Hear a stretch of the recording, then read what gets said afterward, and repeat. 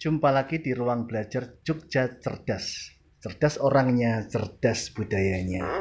Kita belajar lanjut tentang keistimewaan daerah istimewa Yogyakarta dengan menjawab pertanyaan-pertanyaan 5W1H, dan sekarang kita sampai kepada when, kapan. Pertanyaan kapan ini berbicara tentang kronologi keistimewaan DIY.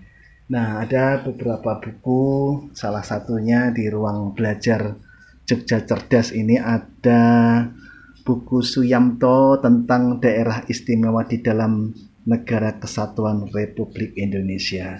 Ada juga buku bagus dari Sudarisman Purwokusumo, Daerah Istimewa Yogyakarta. Nah, di dalam catatan pelajaran Jogja Cerdas, kita melihat ada kronologi yang sangat penting dalam perkembangan keistimewaan DIY. Kronologinya sebagai berikut. Pertama, ini menurut sejarawan UGM Profesor Joko Suryo mengatakan bahwa kalau ditanya keistimewaan DIY itu sudah sejak kapan, jawabannya bukan hanya setelah Jogja bergabung dengan RI, tetapi di dalam masa penjajahan Belanda, Yogyakarta itu sudah merupakan satu daerah yang istimewa di hadapan penjajah. Jadi setiap kali ada sultan naik tahta, itu selalu penjajah Belanda mengikat atau mengadakan politik kontrak, ya, perjanjian. Yang tentu saja perjanjian itu berusaha untuk menekan kekuatan dari Kesultanan. Tetapi politik kontrak itu sekaligus menunjukkan bahwa daerah Kesultanan ini merupakan entitas politik yang sangat kuat sendiri. Dan dengan demikian hal itu menunjukkan keistimewaan Yogyakarta di era penjajahan. Jadi ketika Sultan Hamengkubuwono IX naik tahta, ini beliau mengenakan pakaian kemiliteran dari Belanda itu tahun 40, karena beliau mendapatkan gelar sebagai Mayor Jenderal tituler. Nah, hal ini menunjukkan betapa penjajah Belanda itu mengakui kekuatan politik dan bahkan kekuatan militer dari Kesultanan. Jadi beliau pada waktu tahun 40 naik tahta menjadi Sri Sultan Hamengkubuwono ke-9, dan ini politik kontrak dilakukan oleh Gubernur Lucien Adam kepada Ngarso dalam Sultan Habis IX. Ini menunjukkan bahwa keistimewaan Jogja itu sangat kuat di era penjajahan. Sehingga pada waktu Indonesia merdeka pada tahun 45, Kesultanan Yogyakarta dan Pakualaman, Kadipaten Pakualaman, yang waktu itu dipimpin oleh Sultan Hamengkubuwono IX dan Paku Alam ke-8, ini kedua beliau ini yang disebut Dwi Tunggal Daerah Istimewa Yogyakarta. Ketika Indonesia merdeka tahun 45, 17 Agustus, kedua beliau ini sebagai Raja Kesultanan dan Adipati dari Kadipaten Pakualaman mengambil keputusan untuk Yogyakarta, baik Kesultanan maupun Pakualaman, bergabung dengan RI. Itu sejarahnya. Nah, hal itu direspon oleh Presiden Soekarno, sehingga Presiden Soekarno memberikan apa yang disebut sebagai piagam kedudukan. Nah, piagam kedudukan ini diberikan baik kepada Sultan Hamengkubuwono IX sebagai Raja Kesultanan, dan juga diberikan kepada Paku Alam VIII sebagai Adipati Kadipaten Pakualaman. Yang intinya piagam kedudukan ini meneguhkan kedua beliau untuk melanjutkan, untuk mendudukkan mereka berdua sebagai penguasa, sebagai pemimpin atas Yogyakarta. Nah, kita coba lihat piagam kedudukan ini. Jadi piagam kedudukan yang pertama diberikan kepada Sultan Hamengkubuwono IX dari Presiden Soekarno.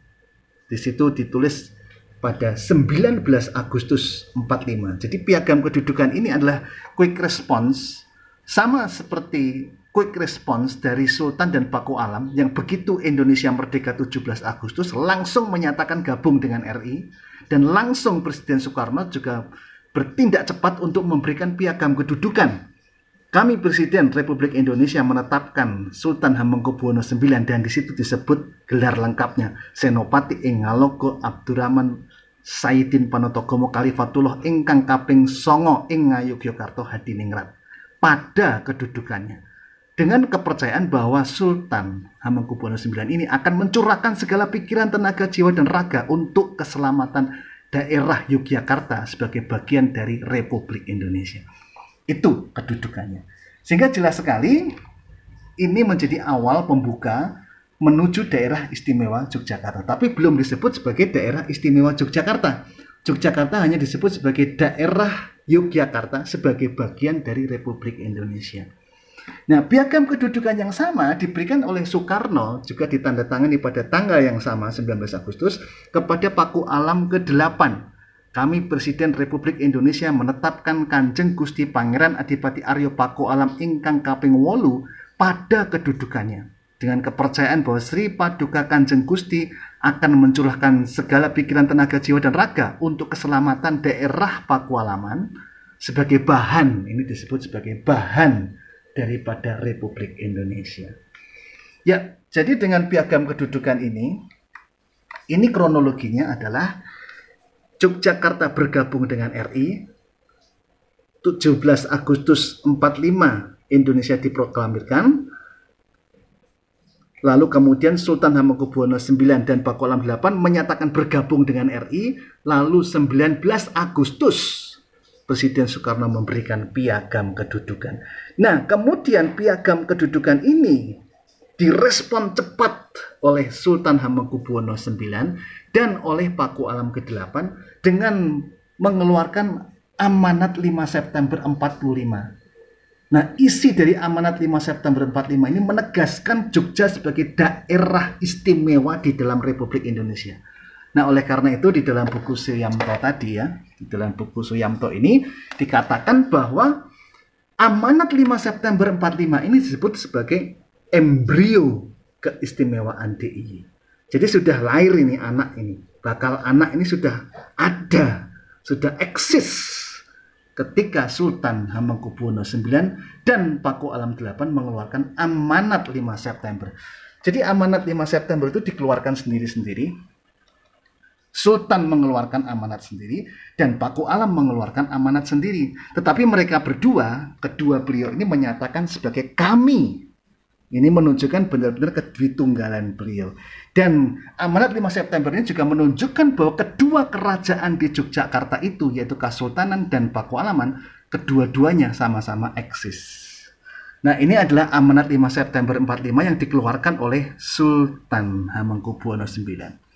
Kami Hamengkubuwono IX, Sultan Negeri Ngayogyakarta Hadiningrat, menetapkan, ini yang penting. Yang pertama, bahwa negeri Ngayogyakarta Hadiningrat, nah dia sebut negeri Ngayogyakarta Hadiningrat yang bersifat kerajaan adalah daerah istimewa di dalam negara Republik Indonesia.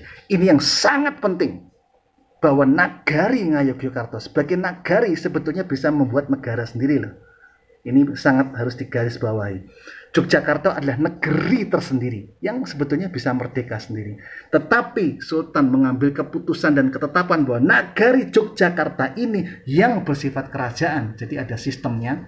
Ini sesuatu negara itu kan harus ada kedaulatan, lalu ada penduduk, ada pemerintahan, ada daerah. Jadi sudah jelas ini adalah sebuah negara. Di mana pada tahun 45 lewat amanat 5 September 45 ini, nagari ini ditetapkan oleh rajanya Sultan Hamengkubuwono IX sebagai daerah istimewa di dalam Republik Indonesia. Dan kemudian yang berikutnya, Sultan sebagai raja Kasultanan menyatakan kekuasaannya, bahwa kami sebagai kepala daerah memegang segala kekuatan dalam negeri Ngayogyakarta Hadiningrat, dan oleh karena berhubung dengan keadaan pada dewasa ini, segala urusan pemerintahan dalam negeri Ngayogyakarta Hadiningrat mulai saat ini di tangan kami, dan kekuasaan-kekuasaan lain kami pegang seluruhnya. Bahwa berhubung dengan negeri Ngayogyakarta Hadiningrat dengan pemerintah pusat Republik Indonesia bersifat langsung kami bertanggung jawab atas negeri kami langsung kepada Presiden. Nah, inilah embrio keistimewaan DIY. Nah, amanat yang sama juga dikeluarkan oleh Paku Alam sebagai adipati, sebagai penguasa Kadipaten Pakualaman. Dan Pakualam juga menyatakan bahwa Pakualaman sebagai bagian dari, sebagai salah satu dari dua kerajaan di DIY ini sebagai daerah istimewa. Jadi jelas di sini bahwa Yogyakarta itu adalah ditegaskan oleh baik oleh Sri Sultan Hamengkubuwono IX maupun oleh Pakualaman, daerah Yogyakarta yang terdiri dari Kasultanan dan Kadipaten Pakualaman adalah daerah istimewa di dalam Republik Indonesia. Nah, itulah yang disebut oleh Suyamto tadi sebagai embrio keistimewaan.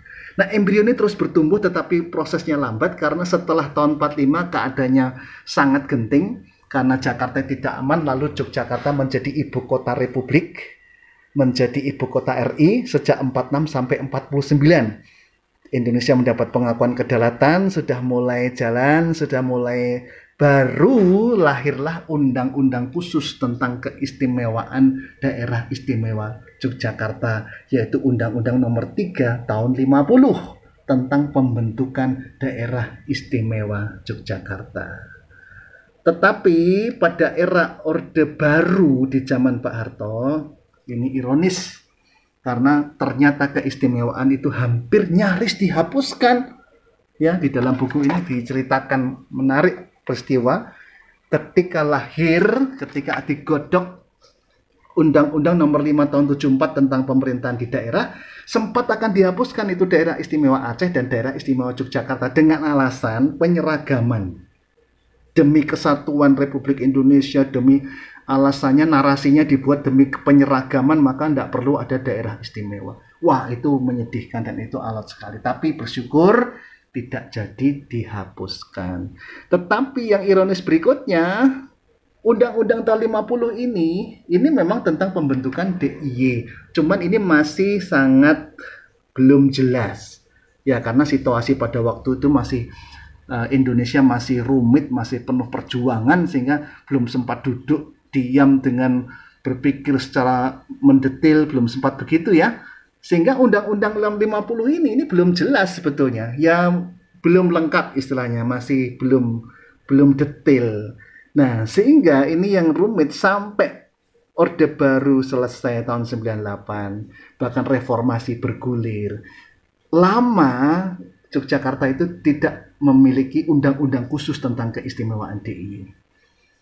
Nah, ini yang menjadi perjuangan kita. Oleh karena itu sejak 98 itu sebetulnya perjuangan orang-orang Jogja, baik Pemda maupun masyarakat, itulah bagaimana Jogja mendapatkan undang-undang khusus tentang keistimewaannya yang detail gitu loh. Nah, perjuangan itu baru goal tahun 2012. Lahirlah Undang-Undang Nomor 13 Tahun 2012 tentang keistimewaan daerah istimewa Yogyakarta. Begitu guys, perjuangan kita, begitu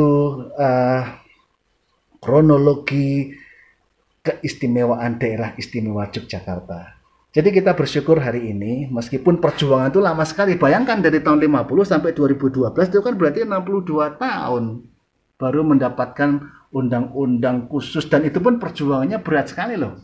Wah, tarik ulurnya luar biasa itu.